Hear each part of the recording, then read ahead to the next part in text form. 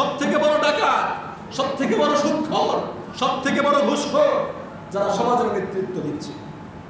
মসজিদ কেন বানিয়েছিলেন? যাতে করে মসজিদ ভিত্তিক একটা সমাজ ব্যবস্থা, মসজিদ ভিত্তিক একটা রাষ্ট্র ব্যবস্থা যেন কায়েম করা যায়।